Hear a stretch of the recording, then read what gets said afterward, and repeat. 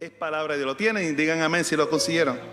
Capítulo 2, versos 4 al 8, y dice: lee en el nombre del Padre, del Hijo y del Espíritu Santo. Esta es la historia de la creación de los cielos y la tierra. Cuando Dios el Señor hizo la tierra y los cielos, aún no había ningún arbusto del campo sobre la tierra, ni había brotado la hierba, porque Dios el Señor todavía no había hecho llover sobre la tierra, ni existía el hombre para que la cultivara. No obstante, salía de la tierra un manantial que regaba toda la superficie del suelo, y Dios el Señor formó al hombre del polvo de la arcilla de la tierra y sopló en su nariz hálito de vida, y el hombre se convirtió en un ser viviente. Dios el Señor plantó un jardín al oriente del Edén, y allí puso al hombre que había formado. Palabra del Señor. Se pueden sentar, hermanos. He titulado la reflexión de hoy: hombres de madera. Hombres de madera. Como ustedes pudieron observar y escuchar, el relato que acabamos de leer nos habla de Dios creando. Después de haber creado, como una recapitulación, como una añadidura de otro actor al escenario, en un capítulo subsiguiente al 1, que habla en el 1:27 precisamente de cómo Dios se había creado al ser humano de la tierra. Y ahora dice en el capítulo 2, versos 4 al 8, como si lo volviera a creer. No es que haya una contradicción, ni que el autor de este libro, que pudieron haber sido dos y las fuentes diferentes, se equivocaran, sino que estos versos que leí es como un refuerzo, refuerzan o reafirman lo que ya en el capítulo 1 se había dicho, de que Dios es un Dios creador, y después que creó todas las cosas, en el sexto día creó al ser humano. Y dice la Biblia que todo lo que creaba el Señor, después que lo creaba, decía: y vio Dios que era bueno, y bueno en gran manera. Lo maravilloso de todo esto es que en el caso del hombre, Dios lo hizo diferente, o de diferente forma a todo lo que creó, a todo lo demás. Creó los planetas, creó la luna, el sol, las aguas las puso en su lado, la tierra seca a otro lado, los animales, los seres salados, los aves, los peces, todo lo que abundaba y todo lo que conocemos, claro, de otra manera, y todos los frutos de la tierra, todos los árboles, y creó también el sexto día al ser humano. Y a todos los creaba con la voz, pero al ser humano no lo creó con la voz. Al ser humano lo creó con las manos. ¿Cuántos dicen amén? Así que yo meditaba en esto, que Dios creó al ser humano de la tierra. Otros dicen de la arcilla, otros dicen del fango, del lodo, del polvo, dicen algunas versiones. Y durante la historia de la humanidad, el hombre también ha hecho lo mismo, pero lo ha hecho creando dioses, con tierra, con arcilla, con barro. Por eso, el primer aspecto que quiero desarrollar luego de dar esa breve introducción de un Dios que se dobla, a un Dios que se arrodilla, a un Dios que se ensucia las manos y las llena de lodo para darle forma a un ser que Él quería crear, a nosotros desde la óptica de que nosotros nos parecemos a Dios hasta en eso, pero de una forma distinta y muchas veces áspera delante de los ojos de Dios, porque lo hacemos con una intención errónea.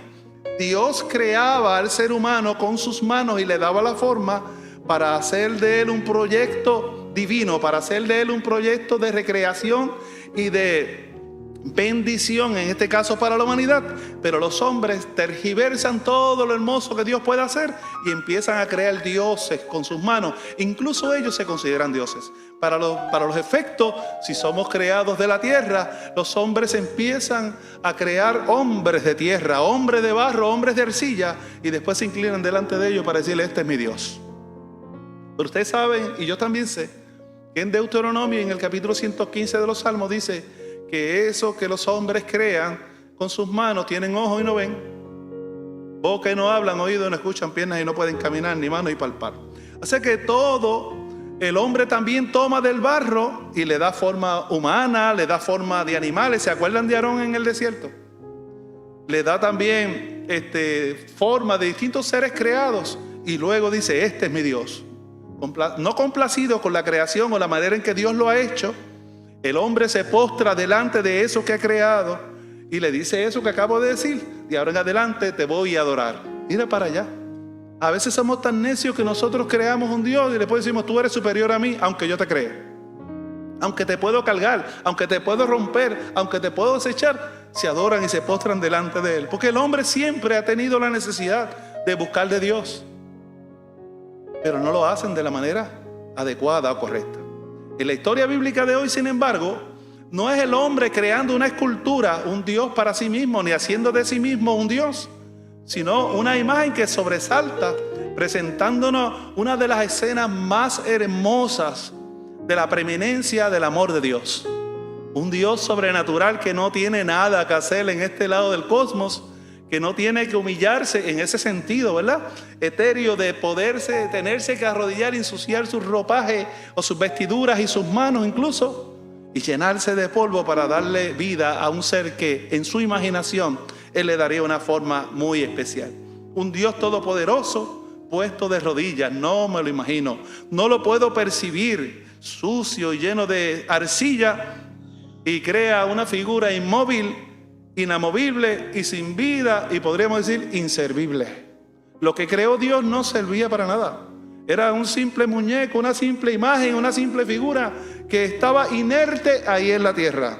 Así que Dios empezó, utilizando la terminología de los oficios de nosotros como seres naturales y hombres y mujeres, Dios empezó a ejercer su divinidad en medio de la creación como alfarero.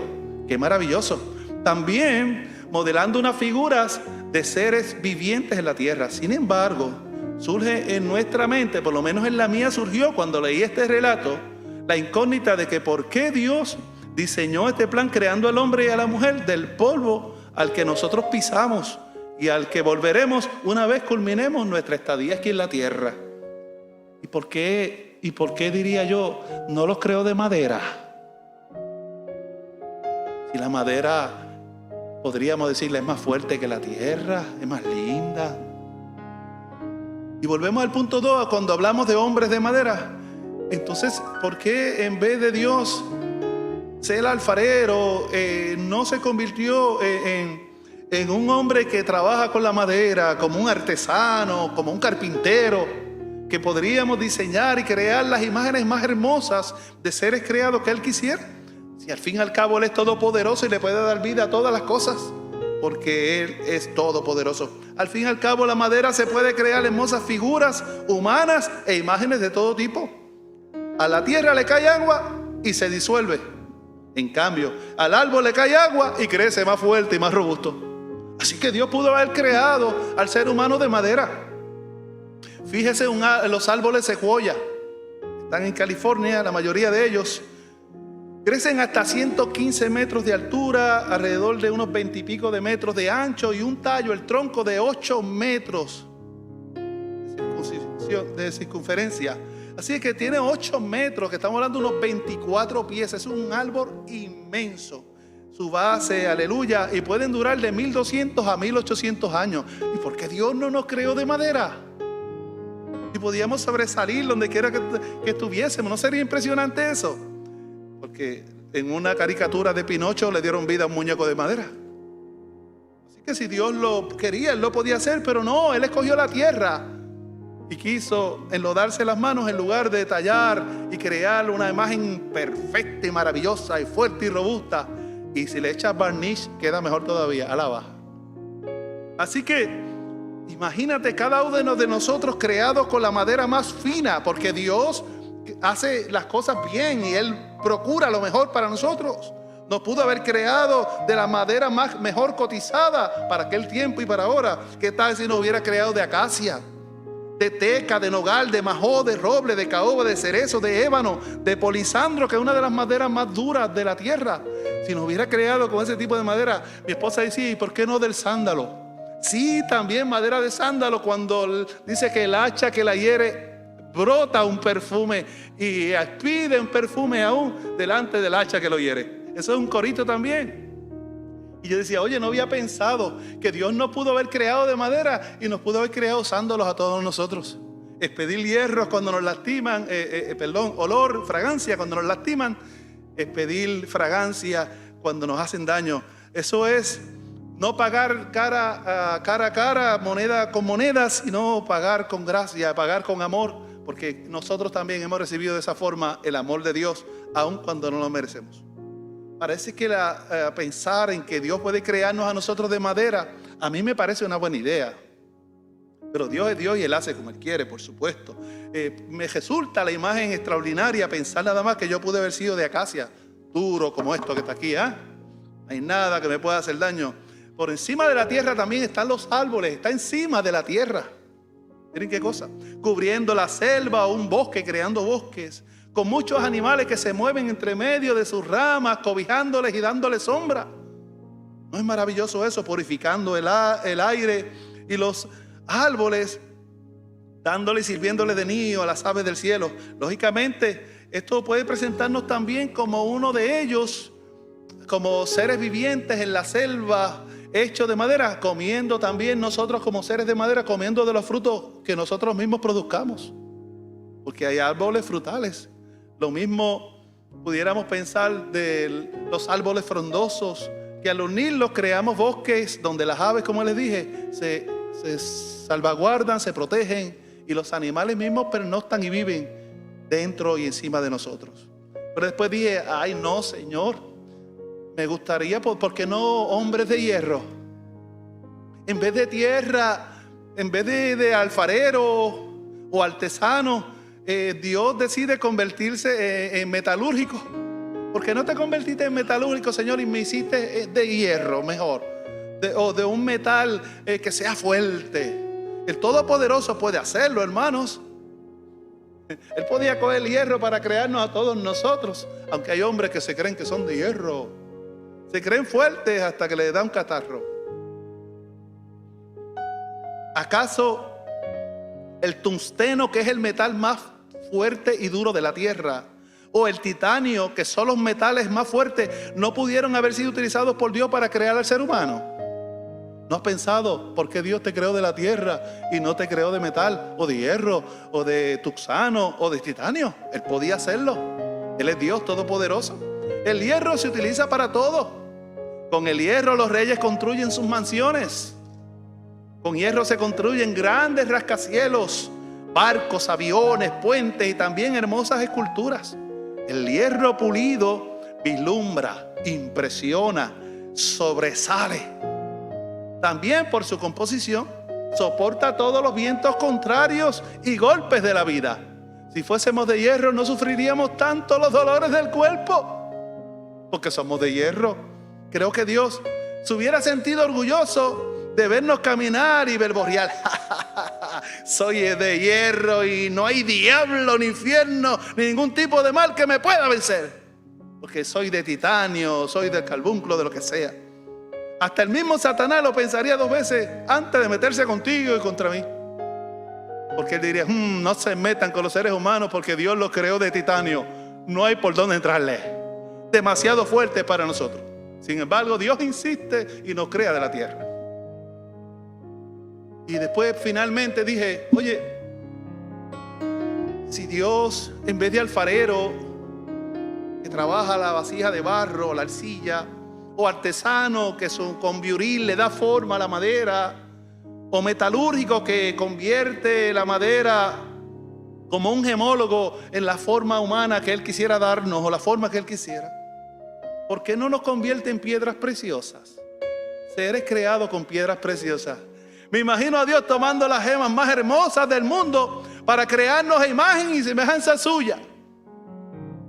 Gemas como el diamante, el zafiro, el rubí o la esmeralda, el carbunclo y otras piedras preciosas. Todas ellas reconocidas y conocidas por la humanidad como piedras de gran valor y belleza. Porque Dios no te creó con piedras preciosas y te creó con tierra.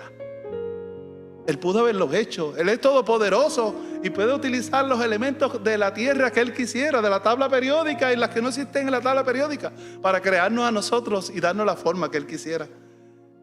Imagínate si nosotros fuésemos de piedras preciosas. Wow. Quítate del medio, diría uno, soy un diamante. ¿No lo has notado? Permiso, diría otro, no hay nada más valioso que yo. Me parece que en vez de una simple tierra seríamos más felices si fuésemos creados o fuésemos de piedras preciosas. Al fin y al cabo, después de meditar en esto que el Espíritu me daba sobre la palabra, me hizo retornar al huerto del Edén cuando Dios, digo yo, se humillaba o se bajaba, como en el capítulo 2 de Filipenses. Siendo Dios, no tiene por qué postrarse para nada, no tiene que arrodillarse para nada, no tiene que ensuciarse las manos para nada. Y recalcando lo que dije al principio, no hay una escena que exalte más el inmensurable y la preeminencia del amor de Dios que un Dios que forma con sus propias manos al ser que llama, ha sido creado a imagen y semejanza mía. La madera, el hierro y las piedras preciosas, para los que no lo saben, son productos de la tierra. Sin tierra no hay madera, sin tierra no hay piedras preciosas y sin tierra no hay ningún tipo de metal. Así que para que exista el ser humano es necesario el cultivo de la tierra, si no, no hubiese alimentos. Una cultura fundada en el trabajo común de la tierra y en la conversación que es la palabra. Jesús mismo utilizó este elemento cuando habló de la parábola del sembrador. Me parece interpretar esa parábola de esta manera y ya estoy terminando. Dios es el agricultor y Dios va a sembrar la semilla que es la palabra, y resulta que la tierra somos nosotros. Por eso dice, y una parte cayó entre las piedras. Está diciendo, ese es el hombre que oye la palabra y la oye con alegría y entusiasmo, pero el calor de las piedras hace que crezca rápido, pero se sequen. Está hablando de seres humanos, no está hablando de otra cosa.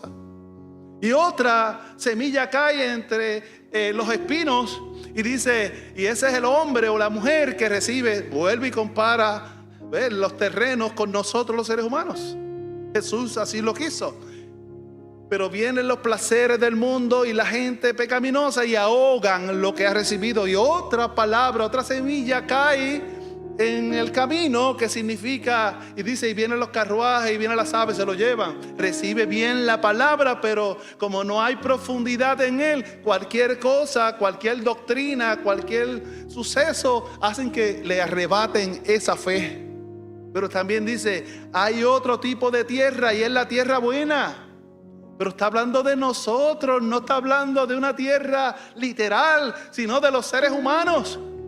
Unos escuchan la palabra y se secan demasiado rápido porque no pueden luchar por sí mismos para sacar todos esos pedregales que hay en su vida. No se dan cuenta que los pedregales que tenemos por dentro y los que encontramos en el camino, solo Dios los puede quitar. Otros tienen amistades que no les conviene, se meten a lugares que no deben y ahogan todo eso que han recibido. Y otros no quieren comprometerse con Dios y vienen las aves de los cielos y arrebatan con facilidad lo que debiera ser lo más valioso de tu vida. Sin embargo, hay otros tipos de tierra, otros tipos de cristianos que sí están dispuestos a recibir la palabra y quieren cambiar, quieren ser mejores seres humanos. Y han descubierto el gran secreto de la vida misma, que la vida, la importancia de la vida y lo más valioso de la vida no es cuántos años tú dures o la salud que puedas tener, la mejor del mundo, si es posible. Lo importante de la vida es que como quiera que te encuentres, los años que vivas, Jesucristo sea el centro de tu vida, de tu matrimonio, de tus hijos y de tu casa. En otras palabras, de tu existencialidad. Nosotros no nacimos por casualidad y no hemos brotado como seres ya perfectos desde el inicio. Por algo Dios lo hizo. Nos hizo tierra, nos hizo del polvo, porque Él en el Nuevo Testamento reafirmaría lo que nosotros debemos entender, que el poder de Dios se perfecciona en nuestra debilidad. Y no sé si observaron que mientras comparaba por qué Dios, no es que Dios se equivocó, el equivocado soy yo. El que hace el mito y narra este mito guiado por el Espíritu soy yo, que creo que Dios puede hacer algo mejor de lo que ha hecho. ¿Se equivocó Dios? ¿Miente Dios? ¿Falla Dios? No, nos equivocamos nosotros. Pensamos que Dios tiene que hacer las cosas como nosotros queremos y no como Él siempre ha querido. Descubrimos también que en nuestra debilidad como tierra el poder de Dios se perfecciona. Nos hace ver que necesitamos siempre de Él, porque no somos tan fuertes como la madera, las esmeraldas, las piedras preciosas, como el diamante que corta cualquier tipo de metal, o como el metal mismo. Somos polvo, somos arcilla, somos tierra.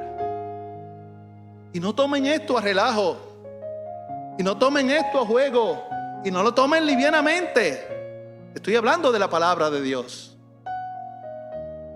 Y Dios lo quiso hacer así, pero no es que un material sea mejor que el otro, ni más importante que el otro, porque Dios, al crear a su criatura, a sus hijos, no los creó para que ellos se sintieran importantes e hicieran que la gente tuviera un concepto elevado de ellos, sino para que dependieran total y absolutamente de Él. Y ese es el fin de la creación del ser humano, a imagen y semejanza de Él. No es que mi cara se parece a la de Él, no es que mis pies son similares a los de Él, porque todos aquí somos diferentes. Diríamos entonces, ¿a quién se parece Dios si soy a imagen y semejanza? ¿A cuál de nosotros? No, habla de los valores intrínsecos del alma, los recursos maravillosos de talentos, dones y capacidades especiales que solo vienen de Él. Y mientras más tengamos de Dios, más nos vamos a parecer a Él, a su imagen y semejanza. Cuando el hombre le da la espalda a Dios y peca a sabiendas y camina por sendas de pecado y de injusticia, se va distorsionando, se va opacando esa imagen original, que son imagen y semejanza del Dios creador. Ahora bien, les dije que ninguna de esos materiales es lo importante en este relato, ni en la creación del ser humano. Lo que importa es lo que Dios hizo con lo que creó. Les dije que era algo inanimado. Les dije algo que está en el suelo tirado. Les dije que era lodo que se endurece cuando el sol le da y se cuartea. Pero Dios sabía que había creado eso. Y se acerca nuevamente. En vez de tomarle lástima o pena a ese ser que ha creado, ¡ay, qué bien, tan lindo que me quedó! Lo tallé por aquí, le hice esos ojitos, le hice esas orejitas, le di este pelito, le di esa quijadita, esa naricita tan bella, le di esas manitas, esos bracitos, le di la forma que puedes ver alrededor cuando miras a alguien. Dios te dio esa forma que tienes. Pero Dios no fue a contemplar al ser humano ni a hacerse así en el pecho para decir que bien me quedó esta obra de arte. No, ese ser humano es inerte, todavía no tiene nada importante que dar. Era simplemente una creación, una biografía artística. Y dice que Dios se acerca y tomó eso que había creado y dice, y sopló. Alma mía, alaba a Jehová. Y sopló aliento de vida. Y no es hasta que Dios sopla aliento de vida que dice el narrador bíblico, y se convirtió en un ser viviente. ¿Ven el amor de Dios en todo eso? ¿No lo ven? ¿Cuántos de nosotros estaban muertos en delitos y pecados, caminando a espaldas del Señor, y teníamos una sentencia de muerte asegurada? Pero un día nos encontramos con Jesucristo y sopló de su espíritu en nosotros y nos dio aliento de vida. Y hoy podemos caminar erguidos, confiados de que las cosas viejas pasaron. He aquí, todas son hechas nuevas, que somos hijos e hijas de Dios. Dejamos de ser criaturas, seres creados inhóspitos, seres creados inanimados, seres creados como imagen, como arte, sino seres vivientes que viven una vida abundante, con dolores, con sufrimiento, con abundancia, con escasez, con catarro, con chikungunya, con el dengue, con el COVID, con lo que sea, pero también con victoria, con triunfo y aleluya, y la alegría de sabernos salvos y de que nuestros nombres están escritos en el libro de la vida. Porque nuestra esperanza no está en lo hermoso que somos, lo robusto que seamos, lo precioso que quedamos. Se trata siempre de Dios. Nunca se ha tratado del ser humano. En el relato bíblico lo importante no es el ser que está creando. Él le ha fallado. Constantemente le fallamos. Aquí lo importante es el Dios que siendo Dios no escatime ser igual a Dios como cosa que aferrarse, sino que se humilla hasta lo sumo y en este contexto mete las manos en el barro y te da la forma que tú tienes. Cuando te mires en el espejo esta noche o mañana, no digas, ay bendito el Señor, no digas así. Mire estos ojos, no digas, yo soy una creación maravillosa. Yo soy una creación maravillosa. Y esto no es idolatría y esto no es narcisismo. Eso lo dice la palabra del Señor, que los hijos del Señor son una creación maravillosa. Me dice, tú no eres cualquier cosa, tú eres una creación maravillosa. El diablo no quiere hacer creer que somos cualquier cosa, que fuimos creados y destinados para la muerte eterna, que no merecemos ser felices, que no merecemos tener una familia bendecida, que no podemos prosperar en nada. Mentiras del diablo. Él vino para darnos vida y vida en abundancia, y nos hizo seres vivientes, seres llenos de energía, del dínamo del Espíritu Santo. Y ay de aquel que se meta con uno de estos pequeños. Así que cuando le dice a los discípulos, no se vayan de Jerusalén hasta que no sean investidos del poder del Espíritu Santo, eso es algo que complementa lo que acabo de leer en el Génesis capítulo 2 verso 4 al 8. Dice que sopló aliento y fue el ser un ser viviente. Y en Pentecostés dice que estaban ellos allí. De repente vino un viento recio. Era el soplo de Dios creando vida en el ser humano. Y aquellos que estaban tristes, aquellos que estaban esperando a ver qué pasa en la iglesia, a ver qué pasa en su vida, de repente fueron estremecidos y vinieron lenguas como de fuego sobre sus cabezas. Empezaron a hablar en distintos idiomas y la Shekinah, la gloria de Dios, descendió en aquel lugar. Ellos dicen, ahora sí que estoy completo, ahora sí que vamos para adelante, ahora sí que veo la victoria y la luz al final del túnel. Solo el Espíritu Santo puede hacer eso en nosotros. Pídale al Señor que sople aliento de vida en ti. Cuando, aleluya, te sientas desanimado, cuando pierdas la fuerza y sientas que no tienes fuerza, aun cuando desees que prefieres estar muerto y pases por valle de sombra y de muerte, clama arriba al Señor y dile, sopla aliento de vida en mí, Señor. Aviva la obra de tus manos, vivifica estos huesos para que alaben tu nombre. Iglesia del Señor, yo me equivoco al pensar, aunque esto es un mito, una alegoría, o me equivocaría al pensar que Dios se equivocó cuando me creó, cuando te creó a ti. Dios no se equivocó. Él te ama tal y cual tú eres. Y te escogió porque tiene planes maravillosos con tu vida. Porque quiere que pases la eternidad junto con Él y con todos los que nos han precedido en las mansiones celestes que Él fue a preparar en el reino de los cielos.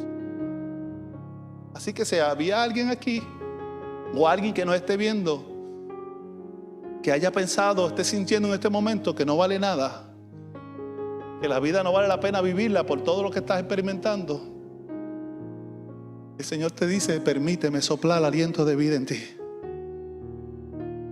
Permíteme recrear esos huesos y darle vida.